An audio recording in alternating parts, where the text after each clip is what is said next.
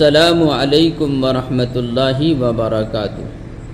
آج ماحول اتنا خراب ہو چکا ہے کہ سارے لوگ دوسرے کے چکر میں پڑا ہوا ہے، دوسری کی زمین کو اپنی زمین بنانے کے چکر میں پڑا ہوا ہے، دوسرے کے پیسے اپنا پیسہ بنانے کے چکر میں پڑا ہوا ہے، دوسرے کے حق مارنے کے چکر میں پڑا ہوا ہے۔ یاد رکھنا، اگر ہم نے کسی کی 1 روپیہ بھی لیا، کسی کے 1 انچ زمین بھی ہم نے دبا لیا، کسی کی معمولی چیز بھی ہم نے کسی کا اپنا لیا اور ہتھیا لیا اور زبردستی چھین لیا، ناحق ہم نے اس پر ظلم کیا ہے، تو کل قیامت کے دن اس کا حساب دینا پڑے گا۔ ہم دنیا میں اسے معمولی سمجھتے ہیں، چھوٹی چیز سمجھتے ہیں اور یوں کہتے ہیں کہ اس کا کوئی حساب نہیں ہوگا۔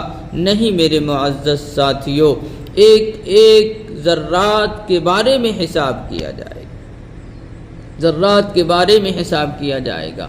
ہم دوسرے کی زمین ہڑپنے کے چکر میں پڑے ہوئے ہیں، حالانکہ حقوق العباد کیا ہے آپ کو معلوم ہونا چاہیے۔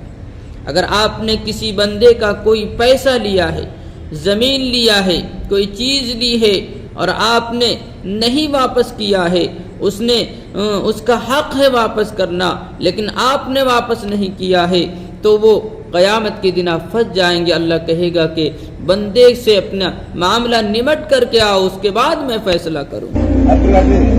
ابھی ایک ویڈیو وائرل ہو رہا ہے پوری سوشل میڈیا میں کہ ایک بھائی نے جوانی میں اپنے بھائی کی زمین کو ہڑپ کر لیا، لیکن اب جب مرنے کا وقت آتا ہے اور روح نکلنے کا وقت جب آتا ہے تو بھائی معافی مانگنے کے لیے آتا ہے کہ بھائی معاف کر دو۔